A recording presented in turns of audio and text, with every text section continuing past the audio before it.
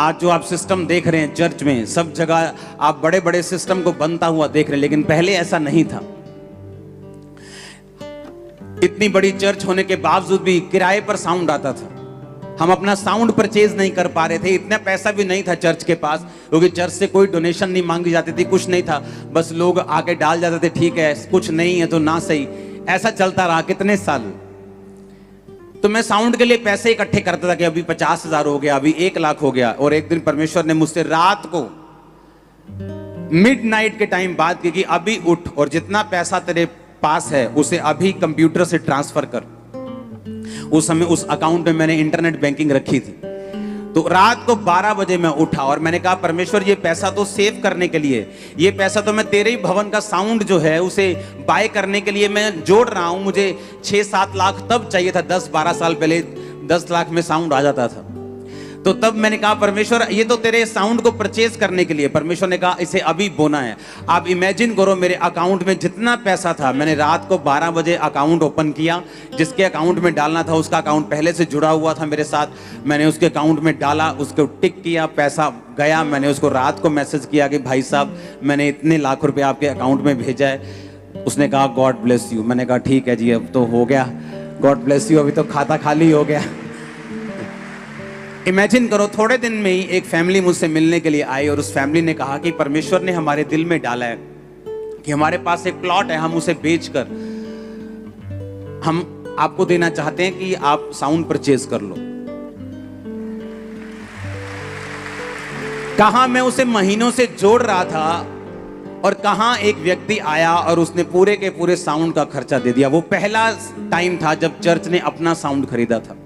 वो क्या था? एक छुटकारा। आज चाहे उस पैसे की आज उतनी वैल्यू नहीं, वो उतने पैसे के शायद 4 माइक आए, आज 1.5-2 लाख का माइक है, पर उस समय वो एक छुटकारा था मेरे लिए। आप कितने मेरी बात को समझ रहे हैं? मेरे लिए वो बड़ा छुटकारा था कि मेरी चर्च किराए से फ्री हो गई, अब किराए का पैसा मैं दरी में लगाऊंगा, मैं चर्च को बनाने में लगाऊंगा। मेरे लिए वो छुटकारा था। लेकिन परमेश्वर ने वो छुटकारा मुझे इसलिए नहीं दिया कि मुझे साउंड की जरूरत थी। जब मैंने विश्वास के कदम को उठाया तो परमेश्वर ने वो छुटकारा दिया। आप मेरी बात समझ रहे कि नहीं? जब चर्च शुरू हुई 2007-8 में, 7 में मैं खामरा में आया, 8 में चर्च शुरू हुई। 3 लोग थे चर्च में। मैं ही चाय बनाने वाला था, मैं ही चाय बांटने वाला था, मैं ही दरी बिछाने वाला था, मैं ही दरी उठाने वाला था, मैं ही टेंट मैन था, मैं ही प्रीचर था, मैं ही क्लीनर था, सारा कुछ मैं ही था। हालेलुया। जब लोग आने वाले होते थे दरी भी मैं बिछाता था, पुलपट भी मैं ही लगाता था। साउंड तब जरूरत थी नहीं 3 लोगों में। सारा कुछ, चाय भी मैं एक बनाता था, बिस्किट भी मैं लेके आता था, उनको पिलाता भी मैं ही था, उनको खिलाता भी मैं ही था, उनको प्रीच भी मैं ही करता। सुनो मेरी बात, परमेश्वर की सेवा जो है वो शौक से होती है। आमीन। वो लव से होती है कि चाहे मैं 3 लोगों के सामने हूं, लेकिन मुझे यीशु मसीह से प्यार है और मैं उनको परमेश्वर के बारे में बताना चाहता हूं, उनको यीशु मसीह की लाइन पे लेके जाना चाहता हूं। तब क्या हुआ 2007 में 8 में एक 10 बाय 10 के कमरे से जब चर्च शुरू हुई तो चर्च बढ़ गई। जब 27-28 लोग हो गए, ओवरफ्लो हो गया। बल्ले भी बल्ले, 28 अगर 27 से 3 लोग ज्यादा हो गए तो ओवरफ्लो हो गया। 3 लोग बाहर बैठे जी हॉल के। आज खामरा चर्च ओवरफ्लो था, 3 लोग बाहर थे, ऐसा ओवरफ्लो था तब। सुनो, हालेलुया। तो क्या हुआ, जब मैंने बात की, मैंने सोचा कि मेरे उस कमरे के पास ऐसे 2 वेड़े हैं, एक ऐसे जाता है, एक ऐसे जाता है। तो मैंने, वो किराए पे था, मैंने मकान मालिक से कहा, मैंने कहा लोग बढ़ रहे हैं तो मुझे ये वाला आपका जो यहाँ पे मीटिंग अभी करनी पड़ेगी। उसने मना कर दिया। उसने कहा नहीं ये छत थोड़ी सी कमजोर है, पता नहीं मीटिंग होगी कि नहीं, मतलब उसने मना कर दिया। मैं सोचा, मैंने कहा मैं तो ये सोच रहा था कि यहाँ होना चाहिए, परमेश्वर मेरी हेल्प करेगा, लेकिन अब मैं क्या करूँगा।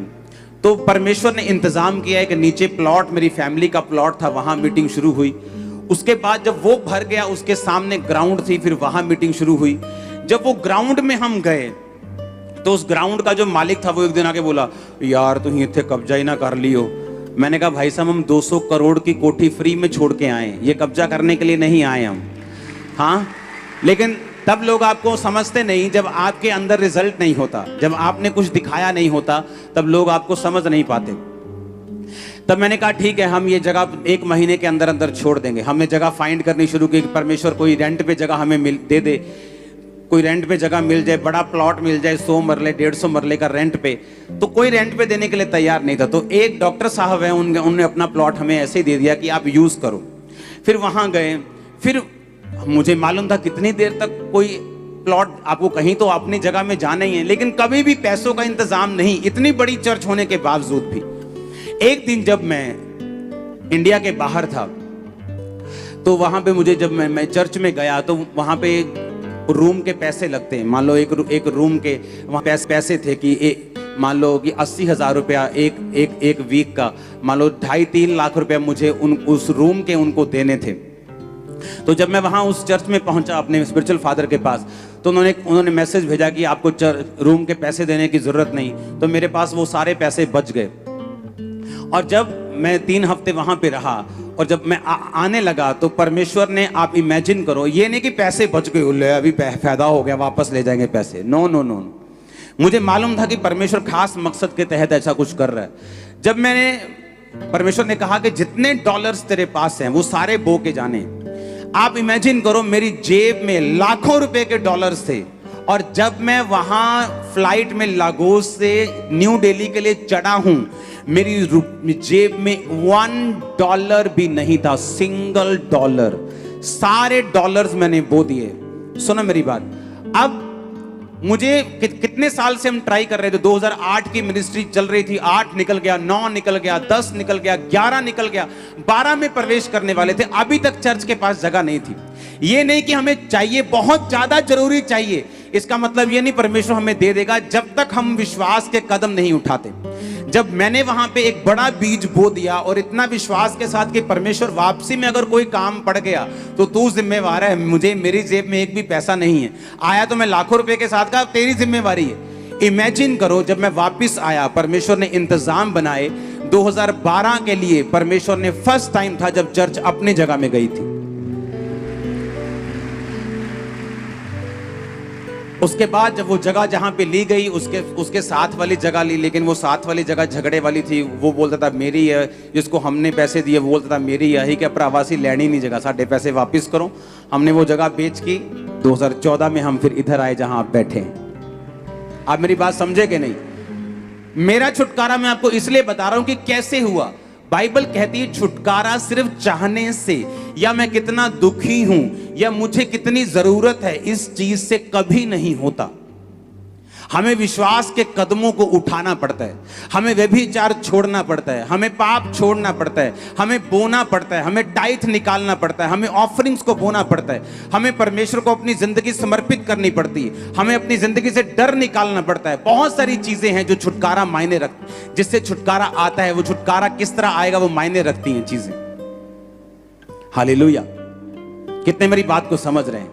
मैं आपको अपना छुटकारा बता रहा हूं कि एक पास्टर के लिए मुझे मालूम है कितना मुश्किल होता है कि उसकी चर्च 7,000 क्रॉस कर जाए, लेकिन फिर भी उसके पास अपने चर्च के लिए जगह ना हो।